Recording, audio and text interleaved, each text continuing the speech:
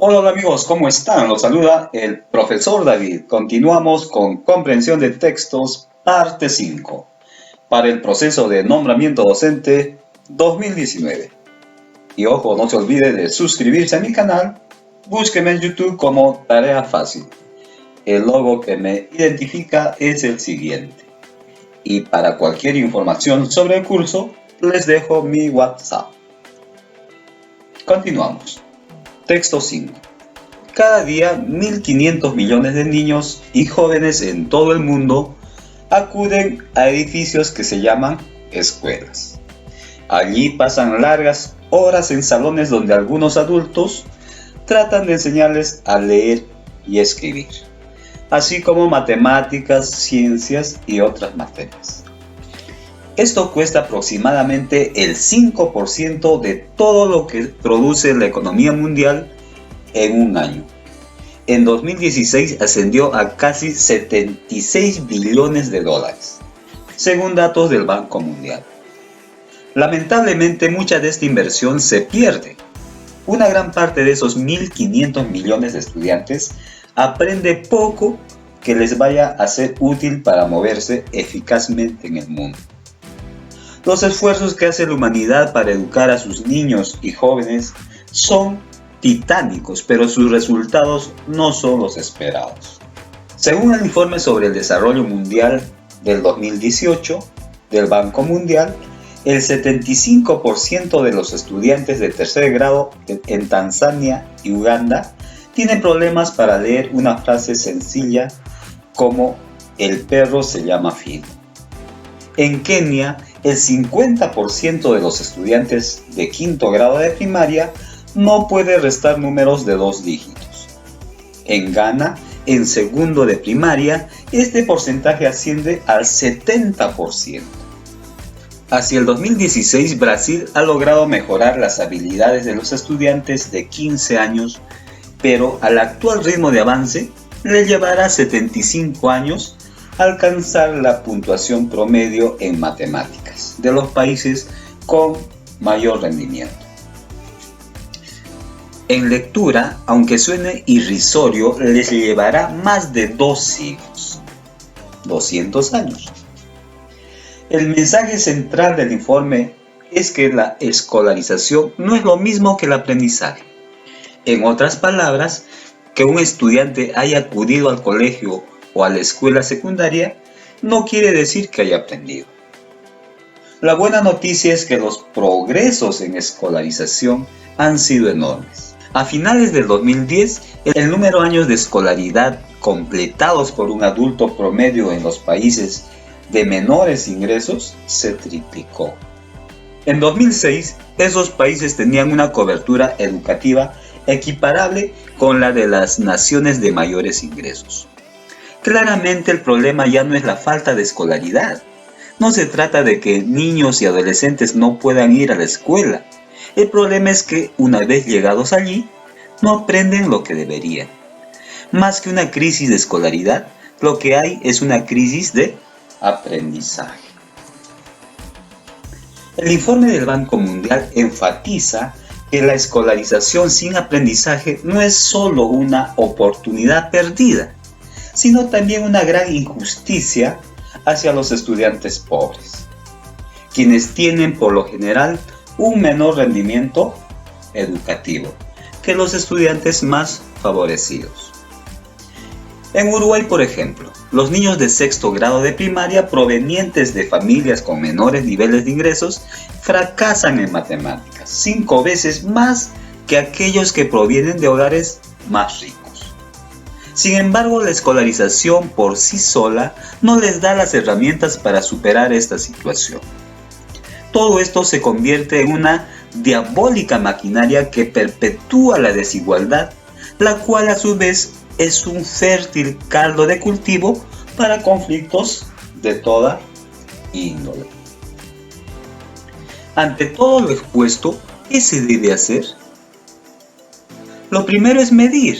Por razones políticas, muchos países se resisten a evaluar de manera transparente a sus estudiantes y profesores. Y si no se sabe qué estrategias educativas funcionan y cuáles no, es imposible ir mejorando la puntería.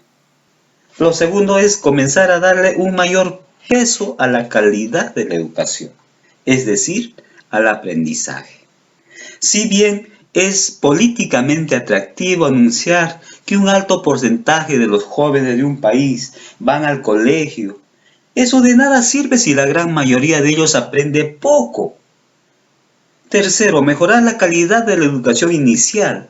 Cuanto más mejore la educación a edades tempranas, más capaces de aprender serán los estudiantes de primaria y secundaria. Cuarto, usar la tecnología de manera selectiva y no como una solución mágica porque no lo es. Quizás el mensaje más importante del informe es que los países de menores ingresos no están condenados a que sus jóvenes no aprendan. En 1960, Corea del Sur era un país devastado por la guerra y con altos índices de analfabetismo. Pero solo en 25 años logró crear un sistema educativo que produce algunos de los mejores estudiantes del mundo. Entre 1955 y 1975, Vietnam también sufrió un terrible conflicto. Hoy sus estudiantes de 15 años tienen el mismo rendimiento académico que los de Alemania. Entre 2009 y 2015, Perú fue uno de los países cuyos resultados de aprendizaje en lectura y matemáticas mejoraron con mayor rapidez, gracias en buena parte a una acción concertada en materia de políticas por parte de las autoridades educativas y la comunidad. Entonces, ¿es posible lograr mejoras en el aprendizaje de los estudiantes? La evidencia habla por sí sola y deja lugar a la esperanza. Pregunta 21. ¿Por qué el autor afirma que una gran parte de la inversión educativa se pierde? Tenemos tres alternativas de solución. Porque los estudiantes de países de menores ingresos aún tienen dificultades para acceder a una escuela. B. Porque los estudiantes desarrollan pocas habilidades que los ayuden a moverse eficazmente en el mundo. O C. Porque los estudiantes pasan demasiadas horas realizando actividades de lectura, matemáticas y otras materias. ¿Cuál es la respuesta? Bien, la alternativa B. Porque los estudiantes desarrollan pocas habilidades que los ayuden a moverse eficazmente en el mundo. ¿De dónde deducimos esta respuesta? Veamos en el texto. Dice en la primera parte del texto, lamentablemente mucha de esta inversión se pierde. Una gran parte de esos 1.500 millones de estudiantes aprende poco que les vaya a ser útil para moverse eficazmente en el mundo. Pregunta 22. En el texto, ¿por qué el autor afirma que la escolarización sin aprendizaje no es solo una oportunidad perdida, sino también una gran injusticia hacia los estudiantes pobres? Tenemos tres alternativas de solución. A. Porque perpetúa la desigualdad entre los estudiantes pobres y aquellos que provienen de hogares con mayores ingresos. B. Porque las autoridades ignoran que la problemática educacional tiene que ver con una crisis de los aprendizajes. O C. Porque la evidencia muestra que los estudiantes pobres fracasan en las evaluaciones 5 veces más que los estudiantes de hogares más favorecidos. La respuesta es la alternativa A. ¿Por qué? Porque perpetúa la desigualdad entre los estudiantes pobres y aquellos que provienen de hogares con mayores ingresos. ¿De dónde deducimos esta respuesta? En el texto tenemos que la escolarización sin aprendizaje no es solo una oportunidad perdida, sino también una gran injusticia hacia los estudiantes pobres. ¿Por qué? Porque perpetúa la desigualdad. Pregunta 23. ¿Cuál es la idea principal del texto? Tenemos tres alternativas.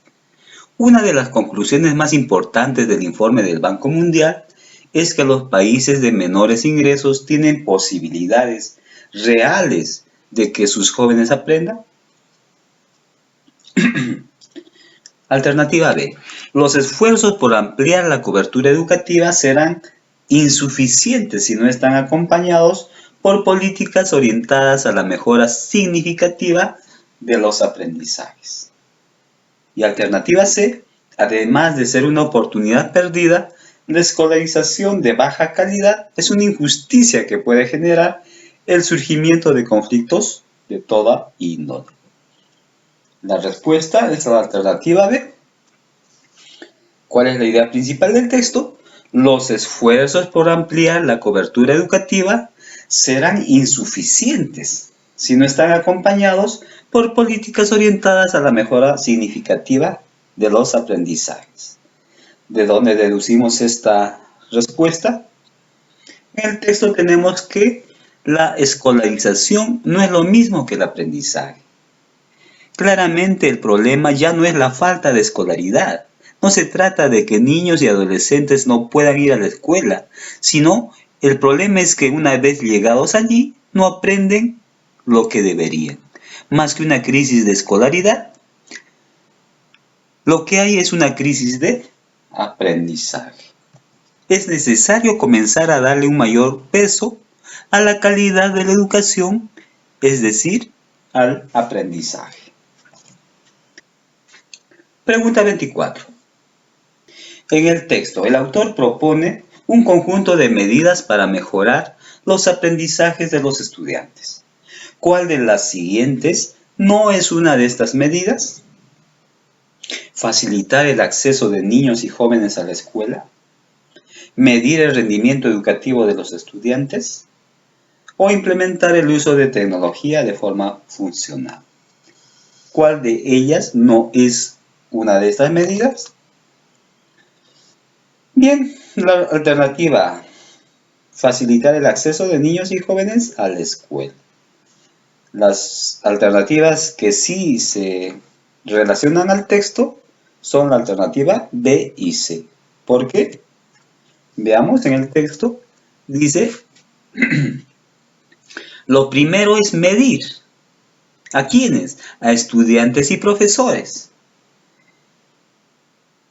Usar la tecnología de manera selectiva y no como una solución mágica. Pregunta 25. Relea el siguiente fragmento del último párrafo del texto. Entonces, ¿es posible lograr mejoras en el aprendizaje de los estudiantes? ¿Cuál es el objetivo principal por que el autor utiliza esta pregunta en el texto? Tenemos tres alternativas. Exhortar a las autoridades educativas a que respondan si es posible mejorar los aprendizajes de los estudiantes. B. Transmitir sus dudas sobre la posibilidad de mejorar los aprendizajes de los estudiantes en los países en vías de desarrollo. O C. Recalcar sobre la base de ejemplos descritos en el texto que existe la posibilidad de mejorar los aprendizajes de los estudiantes. ¿Cuál es la respuesta, colegas? Bien, la alternativa C. Recalcar sobre la base de ejemplos descritos en el texto que existe la posibilidad de mejorar los aprendizajes de los estudiantes. Bien, amigos, hemos concluido todo lo concerniente a comprensión de textos. La próxima semana continuamos con lo que es casuística y conocimientos pedagógicos específicos. Muchas gracias por vuestra atención.